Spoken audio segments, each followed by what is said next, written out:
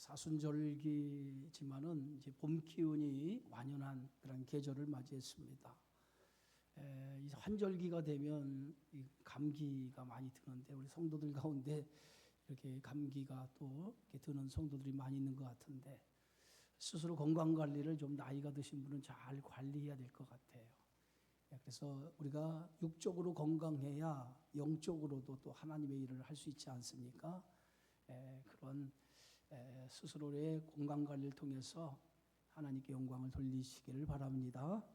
자, 우리 성경책 들고 한번 믿음으로 고백하겠습니다. 하나님의 말씀을 내 입술에 두고 하나님의 말씀을 내 생각에 두고 하나님의 말씀을 내 가슴에 두고 살아갑시다. 아멘. 여러분, 세상에서 가장 슬픔이 뭐라고 생각하십니까? 인생을 살아가면서 세상에서 가장 큰 슬픔 중에 하나가 가족이 죽는 슬픔이에요. 그 중에서도 부모보다도 자식이 먼저 세상을 떠날 때 그 슬픔은 이루 말할 수 없다고 생각이 되어집니다. 가끔 우리 성도들 가운데 세상을 떠나서 장례식장에 가보면 젊은 나이에 세상을 떠난 아이를 장례하는 화장하는 것을 지켜볼 때가 있어요. 그때 그 자녀의 죽음을 놓고 아주 몸부림치면서 부모가 우는 것을 제가 보게 될 때마다 참 가슴이 아파요. 오늘 본문은요, 다윗의 아들 압살롬의 죽음에 대한 이야기예요. 이 압살롬은 다윗의 세 번째 아들입니다. 그수랑 달메의 딸 마아가 여인을 통해서 낳은 아들이 이 압살롬이라고 하는 아들이에요. 이 압살롬은 누이 동생 다말이 큰 형인 그 암논에 의해서 성폭행을 당하고 버림을 당하자 그 양털 깎는 축제를 이용해서 형 암논을 죽이죠.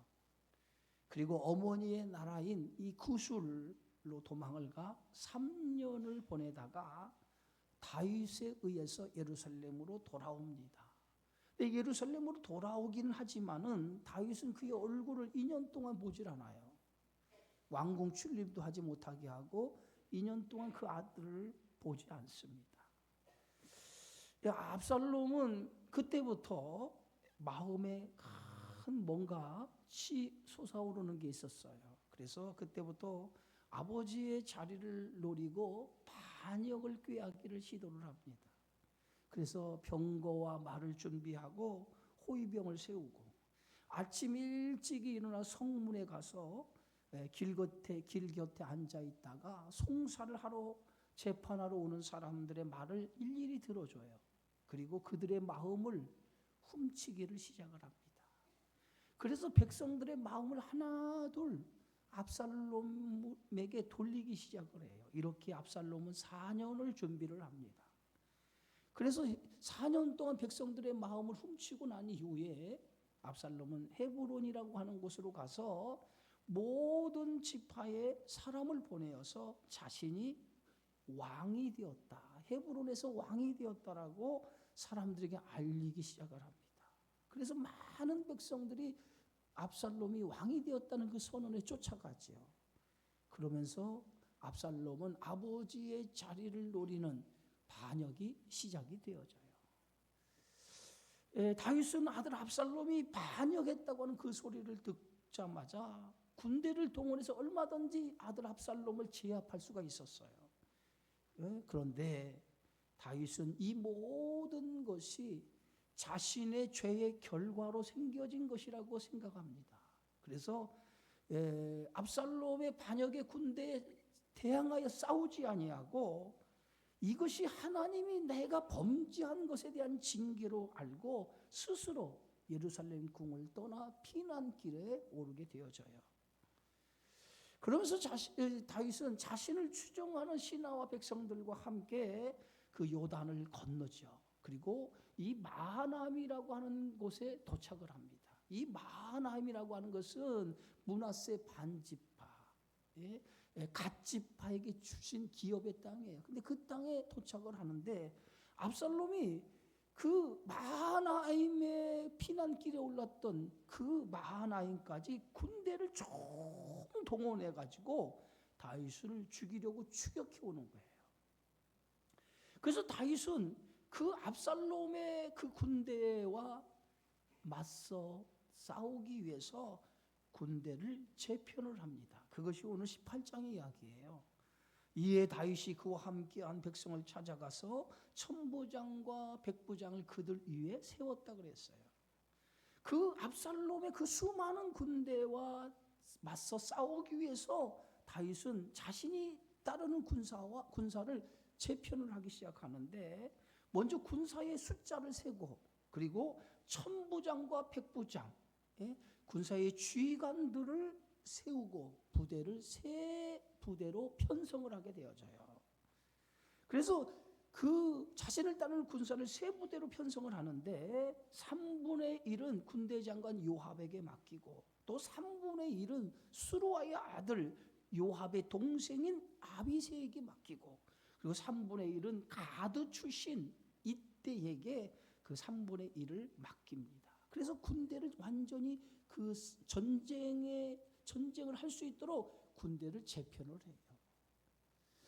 압살롬의 군사는요, 온 이스라엘, 단에서부터 부엘세바까지 온 이스라엘에서 소집된 군사예요. 그러니까 어마어마한 군사가 소집되었고, 다윗의 군사는 그에 비해서 다윗을 추종하는 세력만 그 다윗을 따라갔기 때문에 그 다윗의 군사의 숫자는 그렇게 많지 않아요. 그러면 전쟁이라고 하는 것은 지금은 무기가 하는 전쟁, 최첨단의 전쟁이지만은 예전의 전쟁은 뭐예요? 얼마나 군대의 숫자가 많으냐가 대단히 중요한 거예요. 그런데 다윗의 군사와 그 압살롬의 군사와 비교를 해보면 어마어마한 차이가 났다는 거예요. 역사가에 의하면 다윗의 군사는 기껏 4,000명 정도 되었다는 거예요.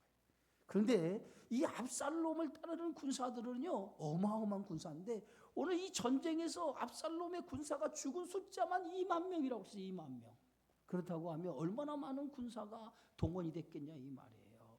다윗의 군사는 상대가 되지 않을 정도로 많은 군사였기 때문에 다윗은 그 압살롬의 군사와 싸우기 위해서 효율적으로 군대를 재편하지 않으면 안 되었다는, 그래서 그 자신을 따른 4,000명의 군사를 효율적으로 세 부대로 나누었다는 거예요. 3분의 1, 3분의 1, 3분의 1씩 나누어서 압살롬의 군대와 싸우도록 했다는 거예요.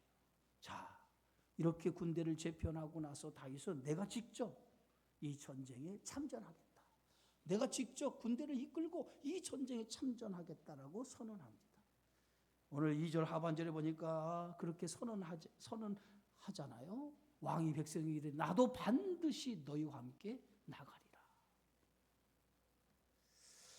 왜 다윗이 직접 전쟁에 참전하겠다고 선언했습니까? 지난날 암몬과의 전쟁에서 자신이 직접 전쟁에 참여하지 아니하고 예루살렘 왕궁에 남아있다가 저녁 때 침상에 일어나서 왕궁 옥상을 거닐다가 한 여인이 목욕하는 장면을 보고 거기에서 다윗이 죄를 하나님 앞에 범한 거예요.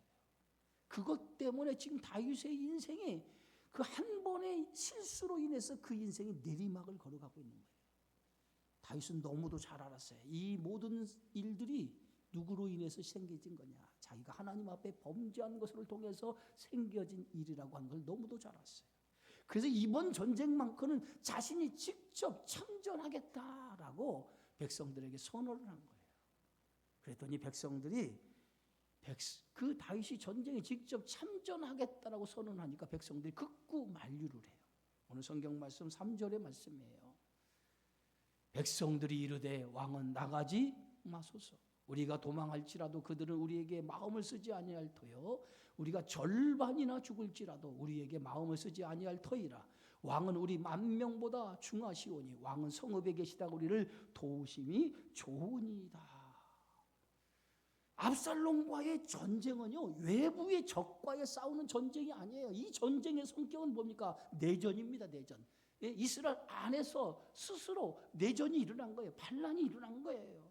그래서 적과 싸우는 전쟁이 아니라 내전, 스스로 자기 동족과 싸우는 전쟁이었단 말이에요. 그래서 얼마나 많은 사람을 죽였느냐, 어디를 점령했느냐, 여기에 승패가 결정나는 전쟁이 아니었어요. 다윗과 압살롬 둘 중 하나가 죽어야 이 전쟁 끝나는 거예요. 그래서 적들은 도망가는 그 군사가 도망가는지, 다윗의 군사가 얼마나 많은 군사를 얼마나 많이 죽였는지 이것에 대한 관심이 없어요. 오직 뭐예요? 압살롬의 군대는 다윗만 죽이면 돼요. 다윗만 죽이면 돼요. 그래서 전쟁에서 다윗의 목숨을 노리기 위해서 수많은 군사가 다윗의 목숨을 노릴 것이라는 거예요. 그래서 오늘 다윗이 전쟁에 참여한다. 나도 전쟁에 참전할 거라고 얘기하니까 백성들이 이렇게 얘기하는 거야. 왕은 우리의 군사 10,000명보다 당신의 생명 더 소중합니다. 그래서 절대로 왕은 이 전쟁에 참전하면 안 됩니다. 라고 반대를 했던 거예요. 결국 다윗은 백성의 뜻을 받아들여요. 그래서 전쟁에 참전하지 않기로 하고 전쟁터에 나가 싸우는 군대 장관 요압과 아비새 그리고 이때에게 명령을 내립니다. 이 전쟁에서 내 아들 압살롬과 싸우는 전쟁인데 내 아들 압살롬을 너그럽게 대해주라. 너그럽게 대해주라. 라고 부탁을 해요. 그런데 그 부탁을 온 백성이 함께 듣게 되어져요. 저는 지금 반역을 일으켰던 압살롬, 다윗의 아들 압살롬과 전쟁을 치는데 다윗의 마음은 그 압살롬을 너그러이 대하라고 하는 것은 뭐야? 그의 생명만큼은 해하지 말라라고 부탁을 했다는 거예요. 여러분, 지금 다윗이 자신을 위해서 자기의 왕위를 지키기 위해 싸우는 군사들에게 압살롬의 안부를 먼저 걱정했다는 것은 지금 다윗은 누굴 걱정해야 됩니까? 전쟁에 나가는 자신의 군사를 걱정해야 되는 거 아니겠어요? 그런데 다윗은 오히려 전쟁에 나가는 자신의 군사를 걱정하는 것이 아니라 자기 아들 압살롬을 걱정하는 거예요. 왜 그렇겠어요? 이게 비록 자기에게 반기를 들고 반란을 일으켰지만은 아들 압살롬은 자기 아들이에요. 그 아들의 생명을 염려하는 것이 이게 뭐예요? 부모의 마음이라는 거예요. 비록 압살롬이 반역을 일으켰지만 그 압살롬은 다윗의 아들이에요. 부모의 마음은 그 아들이 아무리 죽을 죄를 졌다 할지라도 그 아들을 용서하고 싶은 것이 누구의 마음이에요? 아버지의 마음이에요. 다윗은 왕으로서, 한 나라의 왕으로서가 아니라 아버지로서 압살롬의 안위를 걱정했던 것을 볼 수 있어요. 저는 이 말씀 속에서 뭐예요? 우리 하나님께서 독생자 예수 그리스도를 이 땅에 보내시고 그 아들을 십자가에서 제물이 되어 죽게 하시잖아요. 예수님이 십자가에서 죽는 고통의 그 순간에 예수님께서 아버지, 하늘 아버지에게 적절하게 울부짖으면서 고통 속에서 부르짖어요. 나의 하나님, 나의 하나님, 어찌하여 나를 버리시나이까? 라고 적절하게 하나님 이름을 부르면서 예수님이 부르짖습니다. 이렇게 처절하게 고통 가운데 죽어가는 그 고통 속에서도 하나님을 향해 부르짖는데도 하나님은 그 아들의 부르짖음을 외면해요. 아들을 사랑하지 않아서 외면했을까요? 그 길이 아니면, 예수님이 십자가에서 고통 속에 죽지 않으면 우리의 죄를 용서할 수 없기 때문에 그 처절한 십자가에서 고통 속에서 죽어가면서 울부짖는 그 부르짖음을 외면하셨다는 거예요. 그럼 그 부르짖음을 외면하는 하나님의 마음, 하나님의 심정은 어떤 심정이겠어요? 아마 하나님의 심정은 더 괴롭고 더 고통스러웠을 거예요. 이게 뭐야? 부모의 마음이에요. 아버지의 마음이라. 다윗이 아들을 걱정하는 것은 뭐예요? 자기의 자리를 노리고 반역을 했지만 그는 자기 아들이었어요. 그래서 이 전쟁통에 자기 아들의 생명은 살리고 싶은 그러한 마음에 의해서 오늘 다윗은 전쟁터에 나가는 자기 부하들에게 내 아들의 생명만큼은 너 그렇게 대해줬으면 좋겠다라고 그렇게 얘기를 한 거예요. 드디어 이제 다윗의 군사들과 압살롬의 군사들이 전쟁을 치르게 되어져요.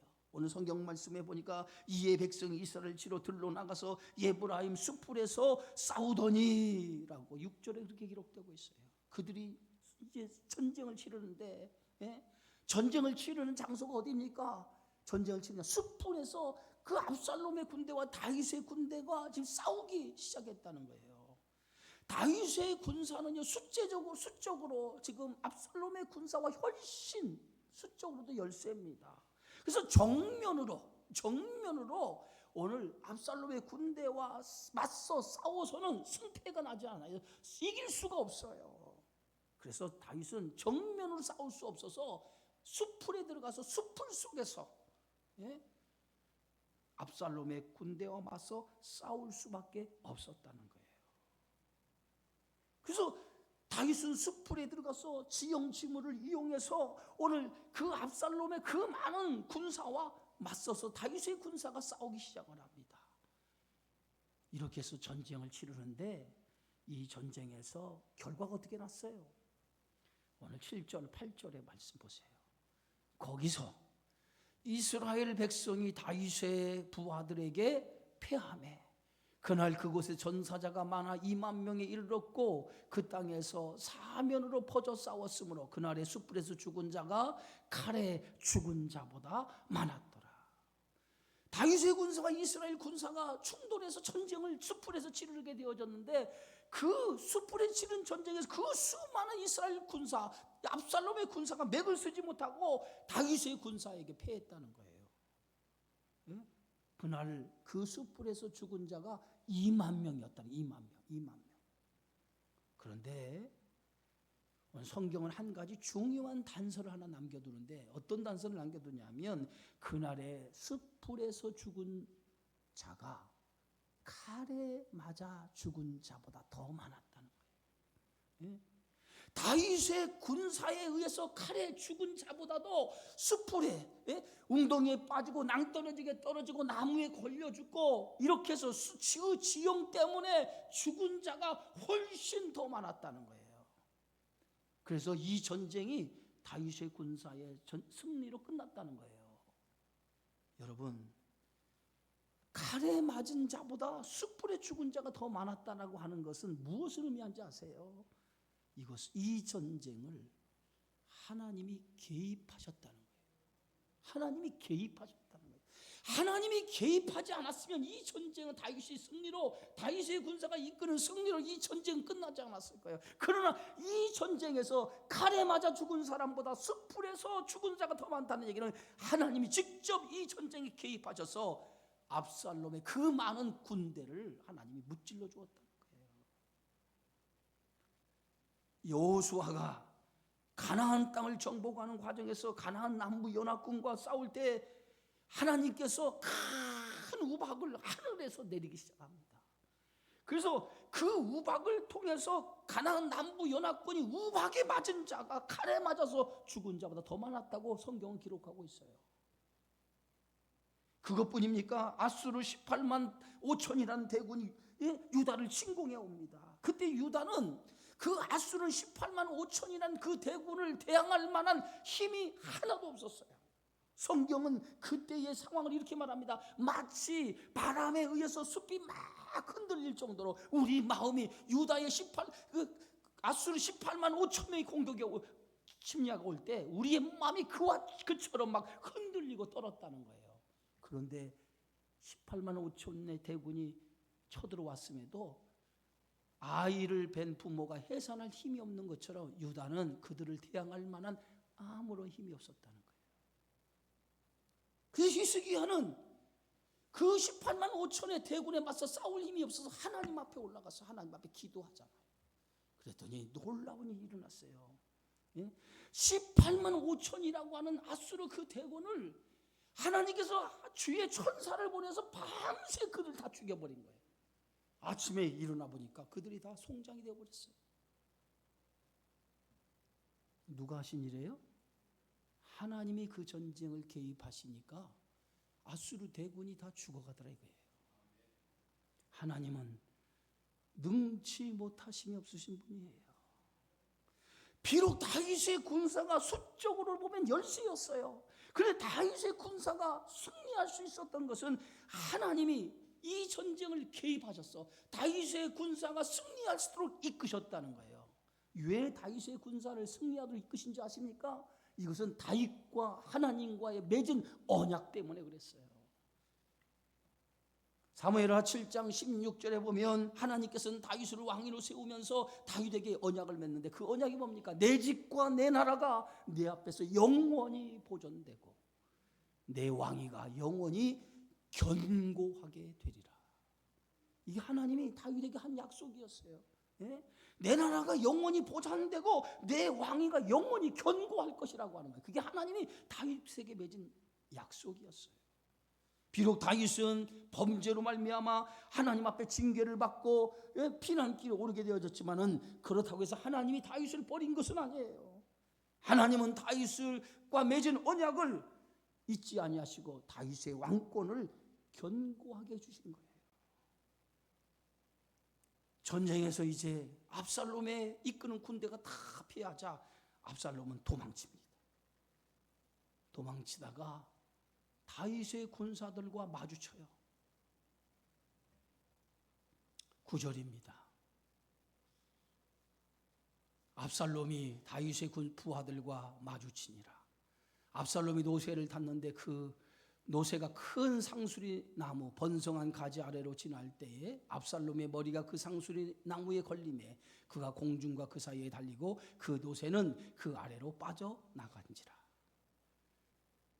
압살롬이 전쟁에서 자기 부하들이 죽고 피하자 도망치기 바쁜 거예요. 도망가다가 그 큰 상수리 번성한 가지 밑으로 노새를 타고 지나가다가 그만 그 머리가 그 상수리 나무 가지에 걸린 거예요. 그래서 공중에서 대롱대롱 매달린 거예요.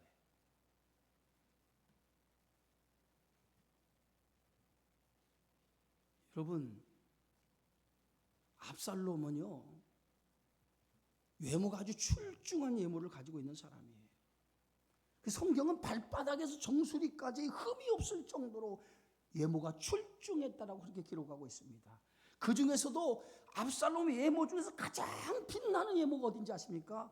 예? 그의 외모를 돋보이게 할 정도로 빛나는 것이 뭐냐면 머리털이었어요. 머리털.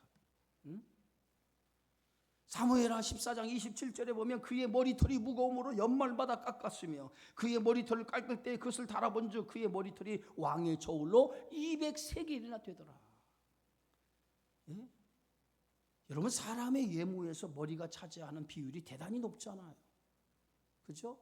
근데 이 압살롬의 외모도 굉장히 아름답지만 그의 머리털, 긴 머리털을 휘날릴 때에 모든 여심을 다 사로잡을 정도로 대단히 그 머리털의 아름다움이었다는 거예요. 여러분, 여자들은 머리 치장하는데 시간이 대단히 많이 걸리잖아요. 응? 머리털이 많은 사람은요 머리카락이 없는 사람이 고충을 모를 거예요. 응? 머리털이 많은 사람은 아무리 머리털이 없는 사람은 아무리 꾸며도 멋이 안 나요. 그런데 이 압살롬은요 얼마나 외모가 화려하고 멋있고 머리털도 윤기가 나는지 백성들의 마음이 그 외모에 이미 마음을 뺏겼다고 그랬어요. 그런 압살롬이 결국은 뭐예요? 그 자랑하던 그 머리털이 어디에 걸렸어요? 상수리 나무에 걸려버린 거예요. 그래서 그냥 공중에 그 머리털 때문에 공중에 대롱대롱 매달리게 된 거예요. 이 소식을 군사 하나가 군대 장관 요압에게 가서 전해줘요. 요압이 그 소식을 듣자마자 네가 어찌하여 당장 압살롬을 죽이지 않았느냐라고 하면서 내가 그 압살롬을 죽였다면 은 10개와 띠 하나를 포상으로 내려주었을 텐데 내가 왜 압살롬을 죽이지 않았냐라고 그를 추궁합니다. 때에 그 병사가 이렇게 얘기를 해요. 12절이에요. 그 사람이 요압에게 내가 내 손에 은 1000개를 받는다 할지라도 나는 왕의 아들에게 손을 대지 아니하겠나이다. 우리가 들었거니와 왕이 당신과 아비새와 이때에게 명령하여 이르시기를 삼가 누구든지 젊은 압살롬을 해하지 말라 하셨나이다. 이 병사가 압살롬을 보고 압살롬을 죽이지 않은 것은 그 다윗이 전쟁에 그 세 용사에게 전쟁을 치르기 전에 내 아들 압살롬의 생명만큼 살려주라. 너그러이 대하라. 그 말만 그 생명을 살려주라고 그랬거든요. 모든 백성이 이를 들었다는 거예요. 자신도 들었다는 거예요. 자신이 들었기 때문에 왕의 명령을 내가 거역할 수 없었다는 거예요. 그리고 압살롬을 죽이면 이 사실을 왕이 알게 될 것이고, 내가 왕의 명령을 어기고 압살롬을 죽이면 당신은 압살롬의 죽음을 나의 잘못으로 처리하여서 나를 죽였을 거 아닙니까? 너무도 요압에 대해서 잘 알고 있는 이 병사가 그렇게 대답을 하는 거예요.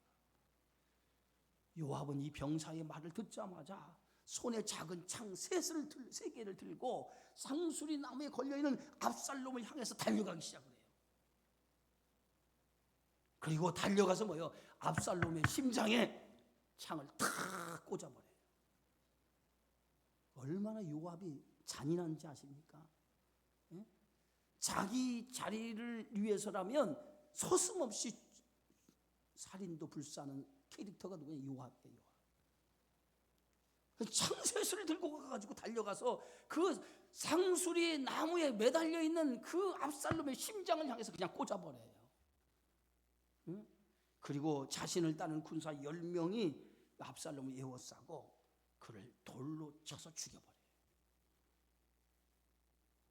이렇게 압살롬은요, 젊은 날에 나무에 매달린 채 죽어요. 나무에 매달린 채 처참하게 죽습니다. 여러분, 나무에 매달려 죽는다라고 하는 것은 신명기 율법에 보면요, 하나님께 저주를 받는 사람의 나무에 매달려 죽는다는 거예요. 이게 신명기 율법에 기록되어 있어요. 왜 유대인들이 예수를 믿지 않는지 아십니까? 유대인들이 예수를 믿지 않는 이유 가운데 율법에 그렇게 기록되어 있는 거예요. 나무에 달려있는 자마다 하나님께 저주를 받는 자니라고 기록되어 있기 때문에 예수님이 어디 달렸어요? 십자가에 나무에 달려 죽었기 때문에 예수님은 하나님의 저주를 받아 죽은 자라고 생각했기 때문에 그들은 예수님을 받아들이지 않는 거예요. 이렇게 압살롬의 죽음을 통해서 전쟁이 끝이 나요. 전쟁이 끝이 납니다. 오늘 16절에 보면 요압이 나팔을 불어 백성들에게 그치게 하니 그들이 이스라엘을 추격하지 않고 돌아오고, 더 이상 의미가 하나도 없어요. 압살롬이 죽음으로 인해서 이 전쟁은요 더 이상 의미가 없어요. 그래서 모든 요압이, 군대장관 요압이 모든 전쟁에 나가는 군사들을 불러 모아요. 더 이상 압살롬의 군대를 추격하지 않습니다. 예? 그리고 병사들이 죽은 압살롬의 시신을 수풀의 큰 구멍에 던져놔요. 수풀의 큰 구멍에 던집니다. 그리고 그 위에 돌무더기를 쌓기 시작을 해요. 오늘 성경 말씀 17절에 보면 그들이 압살롬을 옮겨다가 수풀 가운데 큰 구멍에 그를 던지고 그 위에 매우 큰 돌무더기를 쌓으니라. 온 이스라엘의 무리가 각기 장막으로 도망하니라.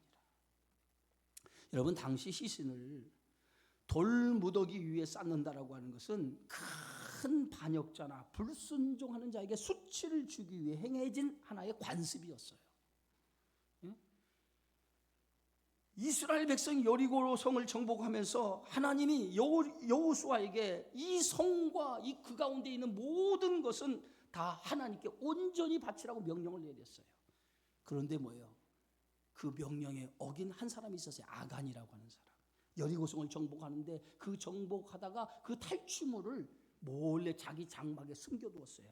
뭘 숨겼을까? 시날산의 예투 한 벌, 은 200세겔, 50세겔 되는 금덩이 하나를 몰래 숨겨서 자기 장막 안에 숨겨두었어요. 이 아간의 이 범죄는요 공동체의 죄였던 거예요.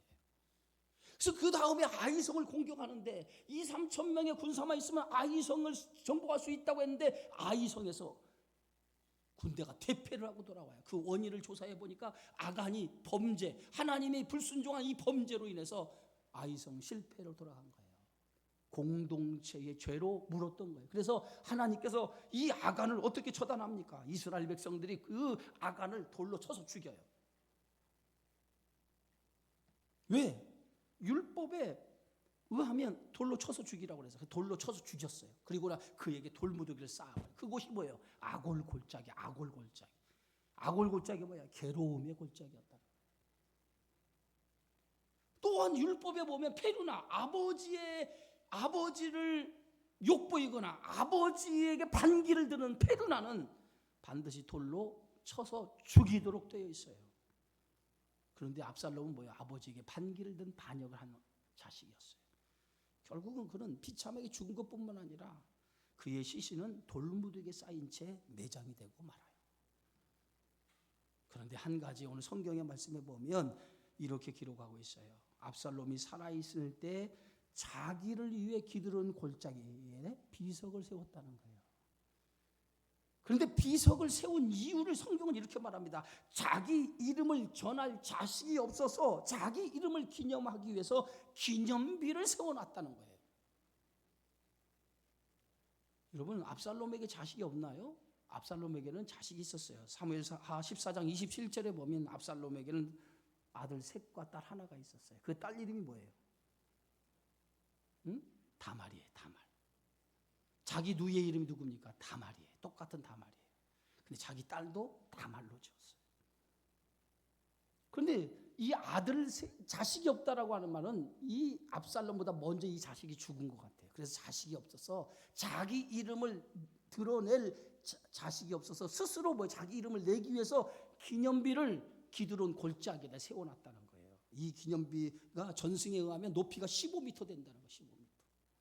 윗부분이 뾰족한 원추형으로 되어 있어서 사람들의 눈길을 끌었고요. 후대 사람들이 이곳을 지날 때마다 돌을 던지며 아비에게 반역한 압살롬을 모욕했다고 그렇게 전승에 기록되어 있어요. 압살롬의 죽음이 왜 죽은지 아세요? 결국 그의 명예심 때문에 그의 욕망과 그의 명예심이 그를 결국 죽음으로 내몰았다는 거예요. 성경에 뭐라고 써있어요? 욕심이 잉태한 즉 죄를 낳고 죄가 장성한 즉 뭐가 나요? 사망을 낳느니라. 헛된 욕망에 사로잡혀서 결국은 압살롬은 젊은 날에 그 아름다운 예모를 가지고도 젊은 날에 세상을 끝내고 말아요.